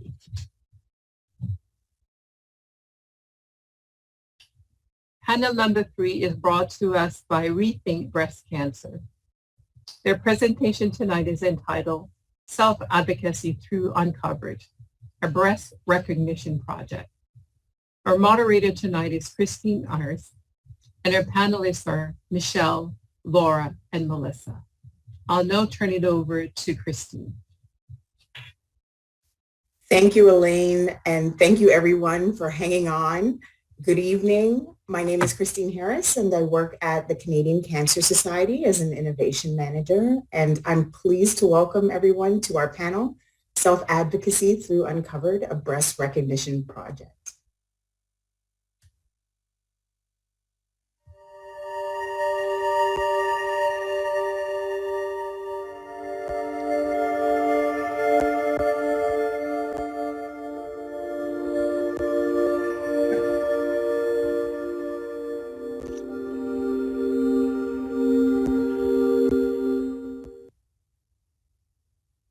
So today we'll be having a conversation with 3 Black women who have advocated for themselves during their breast cancer experience and felt empowered to share their stories through their participation in Uncovered. Uncovered, a breast recognition project, was created by Michelle Odwin, one of our panelists here tonight, and Rethink Breast Cancer, a national breast cancer charity. It highlights and amplifies the realities and experiences of Black, Indigenous, and people of color with breast cancer by shining a light on the physical and emotional scars of cancer, as well as the cultural barriers and health inequities experienced by these communities. One of the goals of Uncovered is to help healthcare providers become better equipped to support the communities of color they care for. Welcome to all attendees and welcome to our panel. We are here with Laura Moore, Melissa Alder, and Michelle Odwin. I'd like to invite each of you to introduce yourselves. Let's start with Laura. Good evening, everyone. I'm so grateful to be here. Thank you for having me. My name is Laura. I'm an elementary school teacher. I'm very big on mental health awareness and self-care, and I have a growing passion for advocacy work. Thank you, Laura. Melissa. Hello, good evening, everyone. My name is Melissa Alder. I identify as a Black Caribbean Canadian woman. I've been an educator for 23 years, and I'm fortunate to be in the role as the ELL Learning Coordinator in London, Ontario for Thames Valley District School Board. In the summer of 2020, I was diagnosed with stage 2 breast cancer that had a high grade 3 level cancer cells, which meant that my cancer cells were fast growing.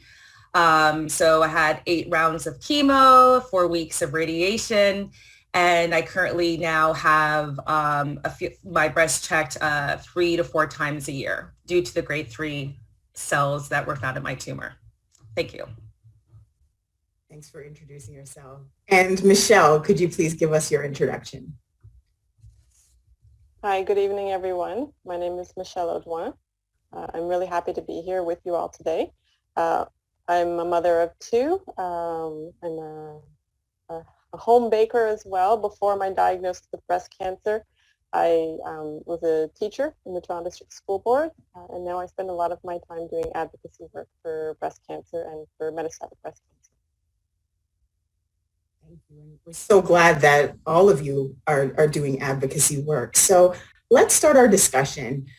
Can each of you tell me about your experience of being diagnosed with breast cancer and how you had to advocate for yourself? Let's start with Laura. Thank you.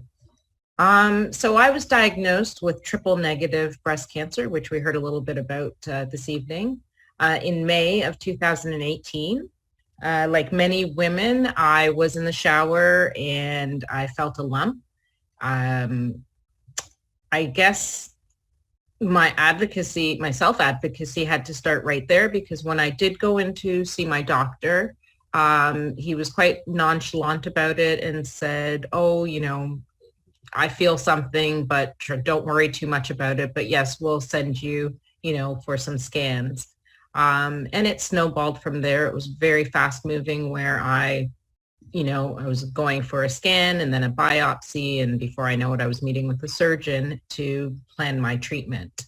I think that idea of advocacy, it starts right away by going in and getting checked. And I was a very obedient patient, I have to say. I went and I did everything that they told me to do.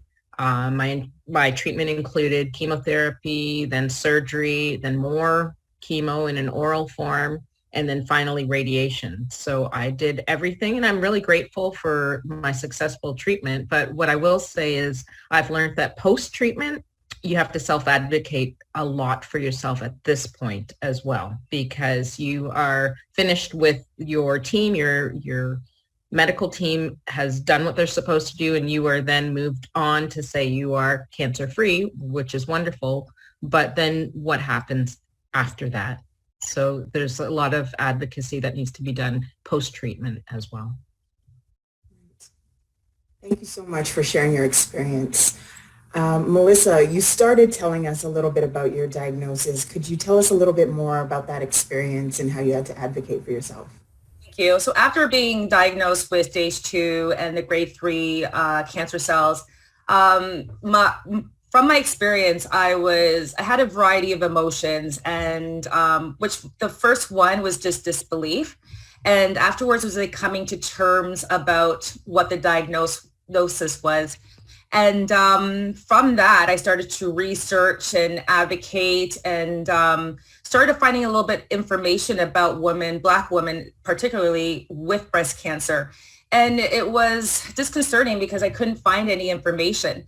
The research I found was in the United States, in the UK, and very little in Canada, which I found very shocking because we have a universal health care. But then I soon to realize that we need to really understand that universal health care has a cultural bias to it, and also may cater to a certain demographic. So I started to use my social media. It was cathartic, but it was also a platform to share my thoughts, my discoveries, statistics, and also an opportunity to connect with other Black women across the globe who wanted to share the story, or also too apprehensive to share their story. Because again, in the Black culture at times, sometimes again, from the history, we don't really talk about anything. We don't talk about our health. We're supposed to be the strong Black woman. We're supposed to just get through it and then appear that everything is fine.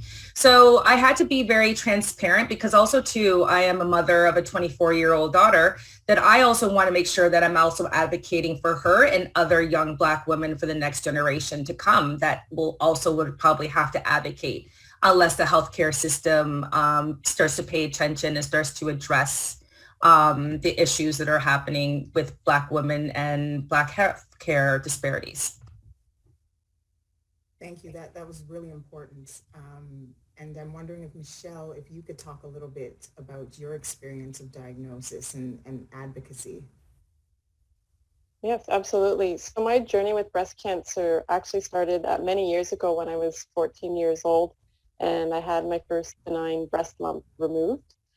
So then when I was diagnosed in 2017 and everybody was celebrating because I was told I had the good kind of cancer, which was stage 0, I knew that this was going to take a lot of advocacy on my part. I knew right from the beginning, regardless of what stage they gave me for my breast cancer diagnosis, that having a bilateral mastectomy was the decision. That was the right decision for me. It was not recommended by my team. I don't feel like it was supported by my team either.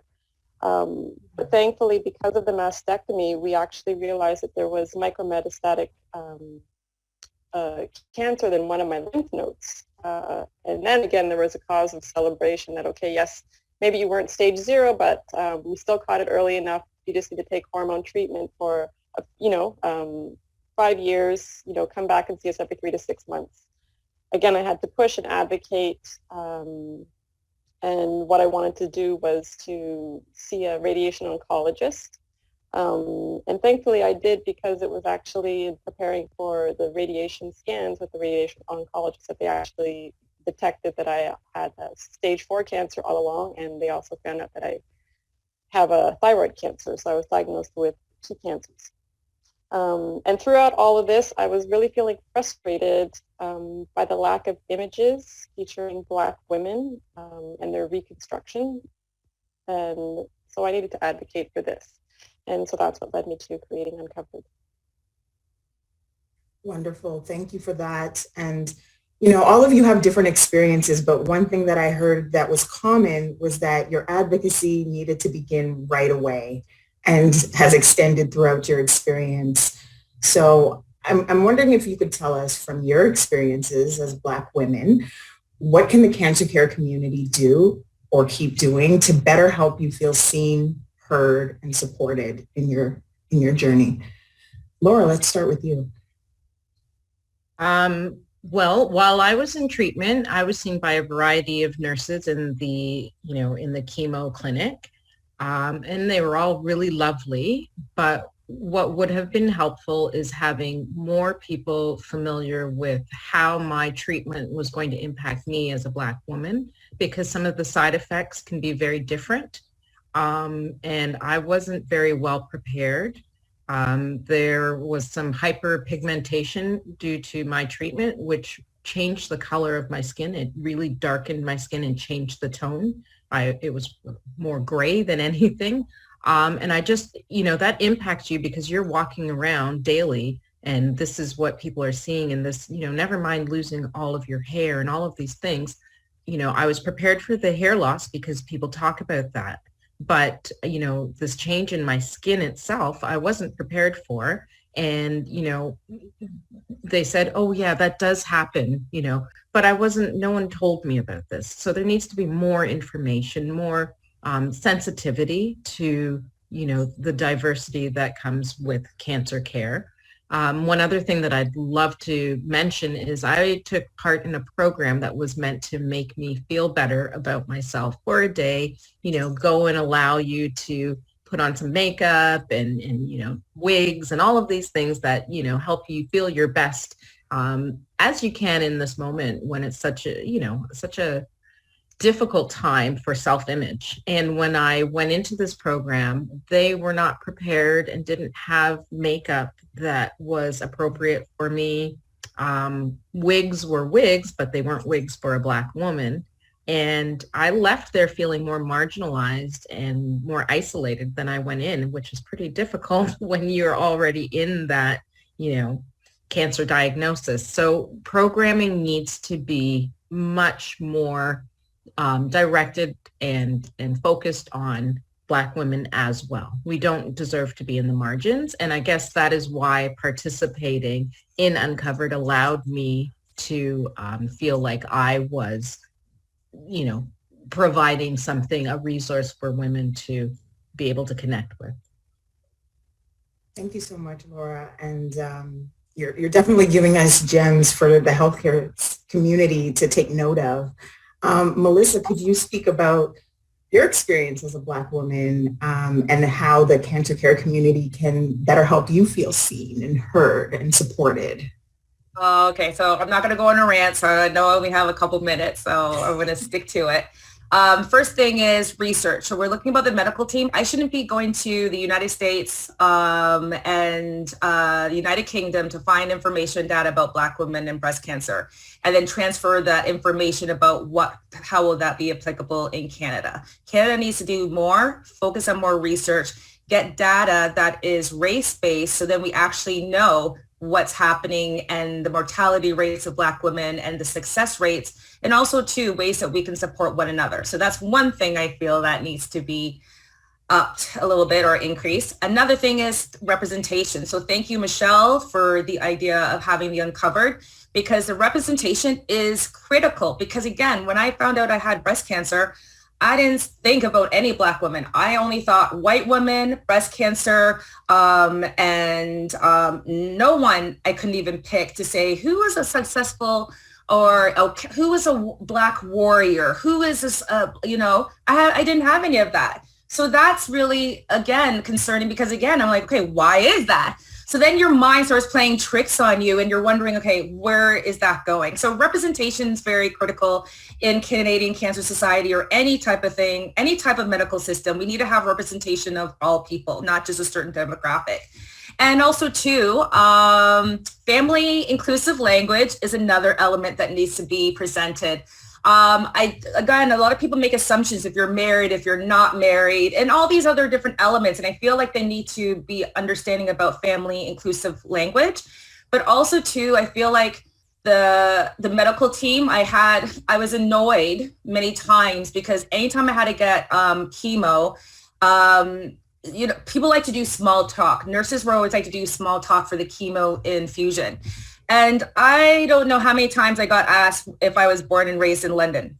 And so just that microaggression alone, no wonder my veins always seized up because why is that going to be asking, how is questioning if I was born and raised going to get you to understand who I am? Why don't you ask me how my day was? Ask me how was my last chemo? How did I feel?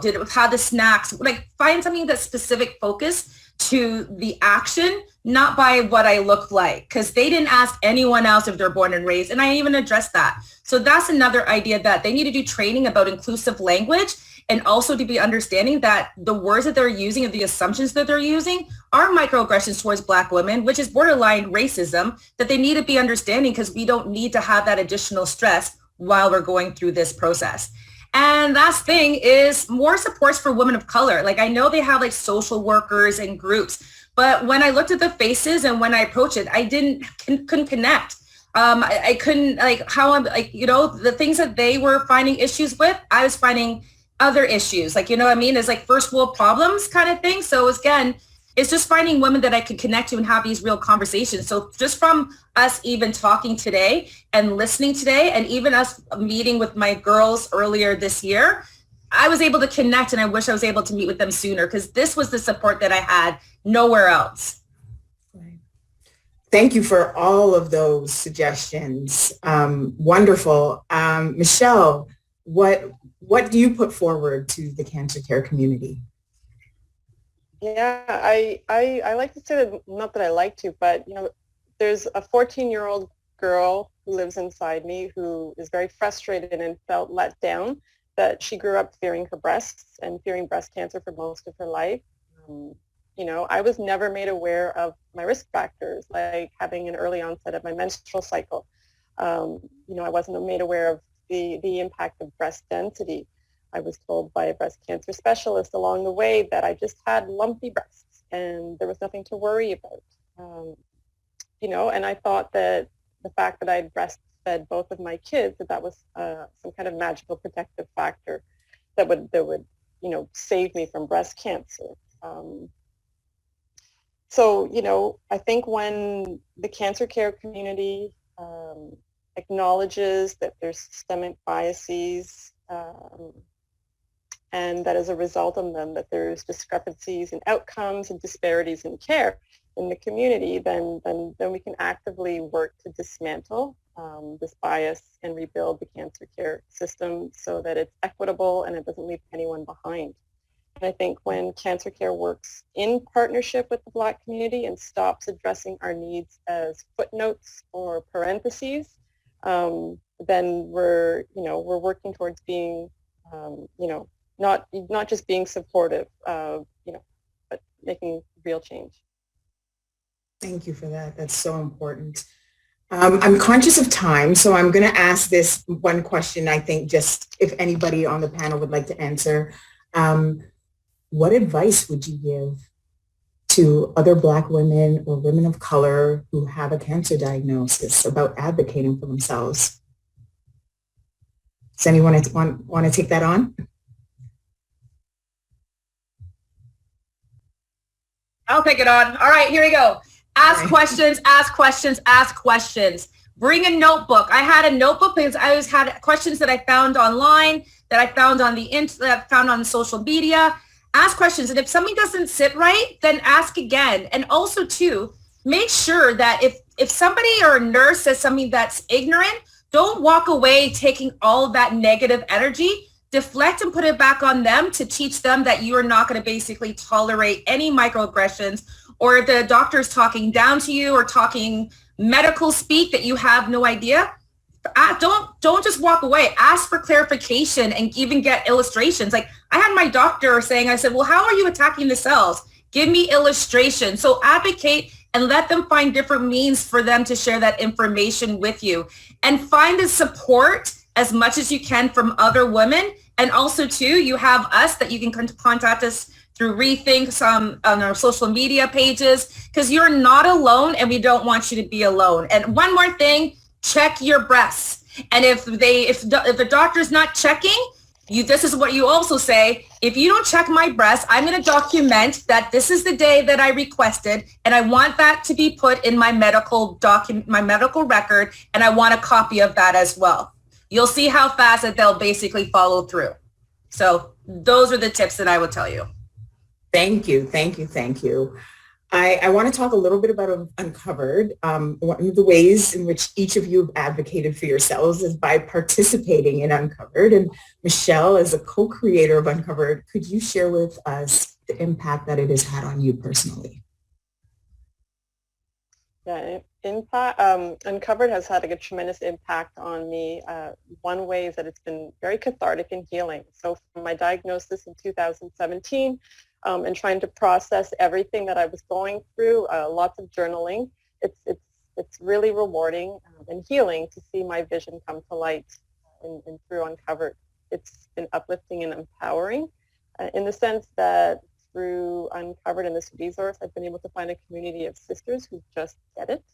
It's also inspiring because women are stepping up and coming forward and sharing their stories and their scars with other women and creating a community. Okay, thank you. And could you speak to us, Michelle, about your vision for the impact of Uncovered on the healthcare system? Yeah. So one vision for me is for Uncovered to continue in collaboration with Rethink Breast Cancer, and also to grow our partnerships with communities as well. It's also very important for me for Uncovered to give a voice to the women who participated in Uncovered in the past, and that's by highlighting what was referred to as the wish list. So in Uncovered that was released last year, at the end of the resource, I was doing some reflecting on the stories of the women and the things that they had shared with me, and I thought that, the cancer care community can do better, but they need to know what women want. And from reading the stories and talking to the women of Uncovered, I came up with this wish list. And this is really like a call to action. So if somebody's working in cancer care, whether it's in a clinical setting or a community agency that supports people, these are things that you can actively get on board with, like images of reconstruction featuring women of color, Canadian race-based data and research. The support groups need to be diverse, as well as the patient resources. A patient-friendly integrated referral system, making sure that our healthcare providers are culturally sensitive. Laura and Melissa both talked about that, and ethnically and culturally diverse patient navigators. This would go a long way for making Black women seen and heard in the cancer space. Okay, Thank you so much for sharing that with us. And I think there's a great opportunity for Uncovered to make it that impact that you're hoping for.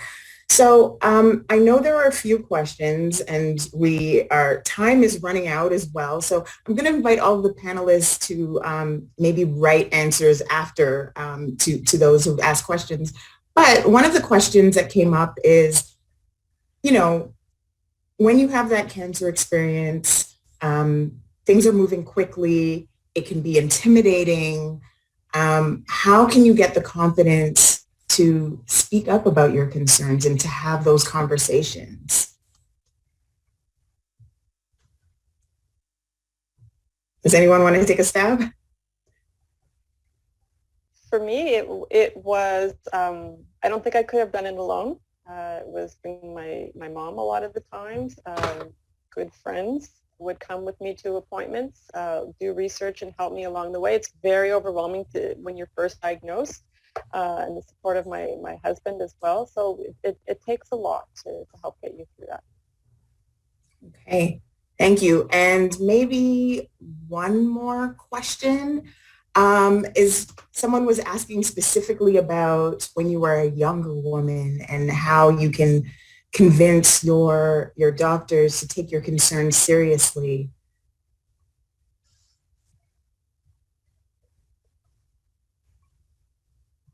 Okay, I'll take that one again. All right. Even if you're young, don't feel that if being young because I'm an educator. So this is what I tell my students and the young generation. Don't let other people use their age to dominate your ideas or to stifle your ideas or your questions. Take that confidence, again, have the notebook and the questions, and this is how you approach the doctor. Just say, I've been doing some research. I've been talking to my family members. I've been talking to my sisters, mentors who've also experienced the breast cancer journey. And I like to follow up with these particular questions. Do you have time so we can address it to ease my anxiety? Because I am worried based on the statistics of a woman of color.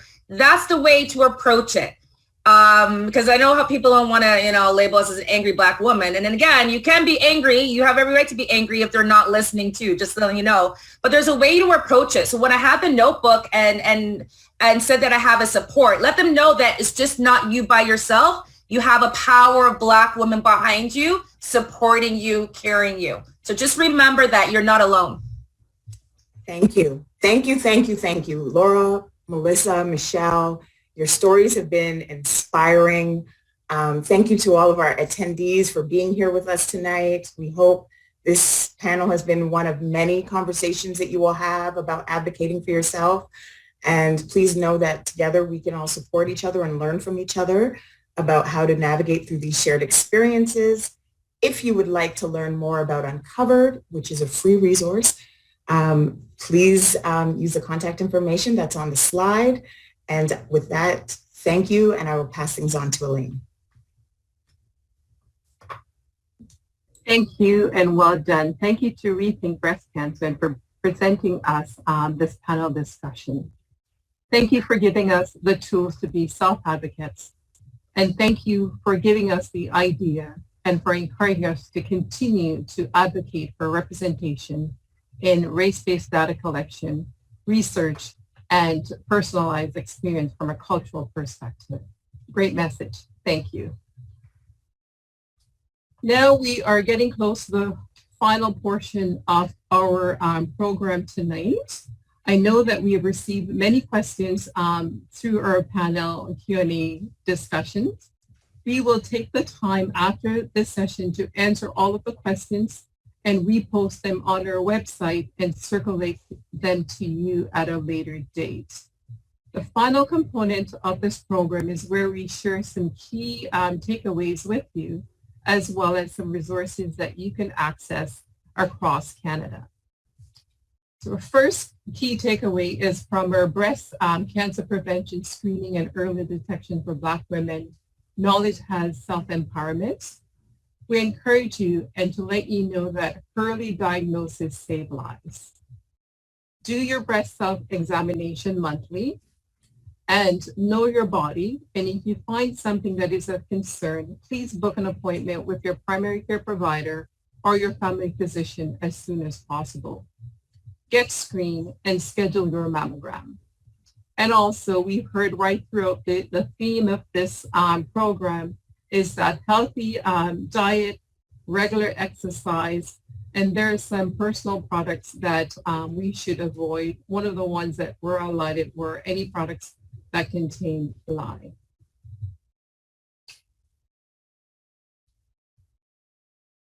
The next is around taking a closer look at genetics and family history. Some key takeaways are: know your family tree. Take the time to have those conversations. These conversations are crucial because it will help you to know your family medical history. And by knowing your family medical history, it will help link to your history and your children's history. So I encourage you to please start having that conversation today. Also, we heard again that it's important to know your family history from both your mother and your father's side because it is important. Genetic testing is also available to you as well. Continue to seek out where those are offered and to see how you can access those.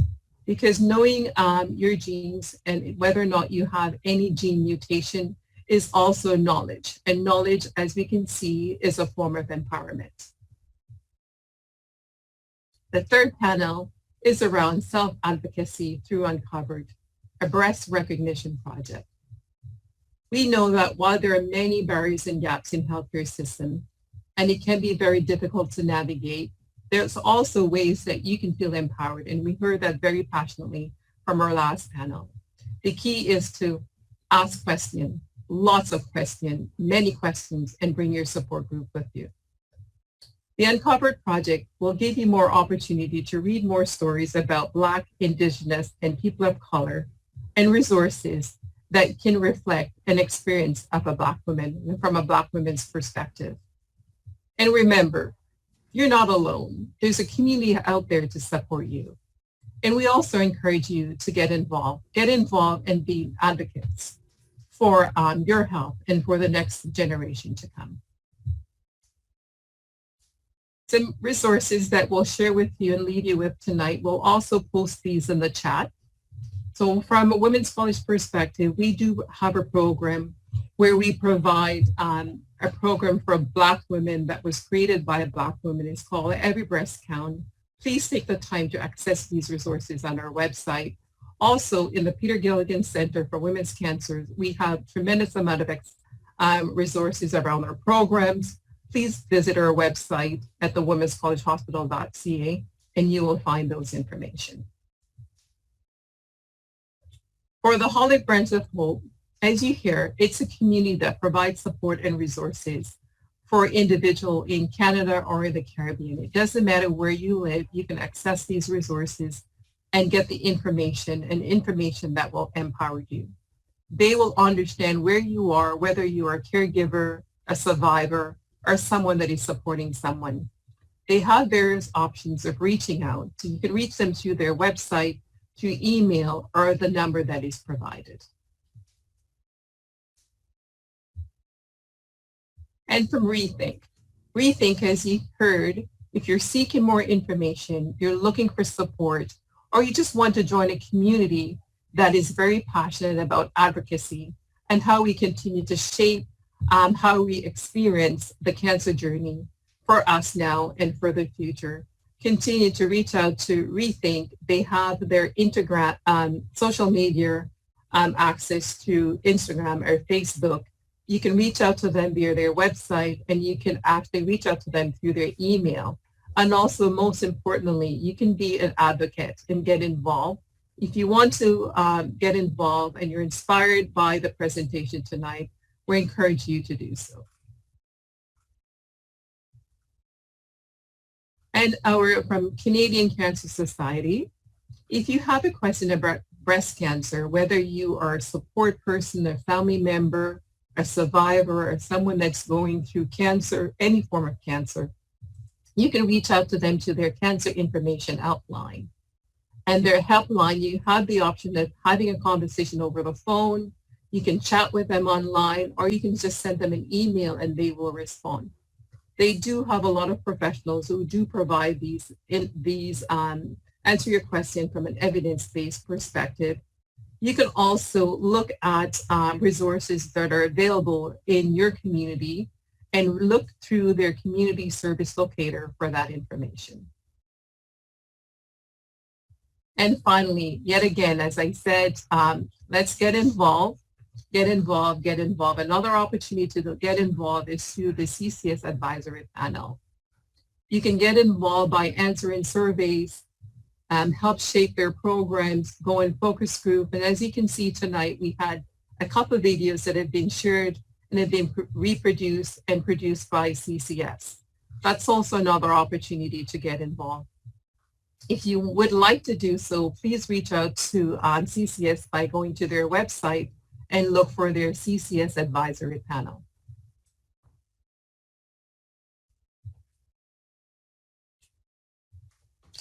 And then finally, I hope you enjoyed this year's breast health event for Black women. I want to thank you all for joining us and staying with us in the duration of this program. Once again, this event was made possible by our wonderful partnership with the Olive Branch of Hope, the Canadian Cancer Society, Rethink Breast Cancer.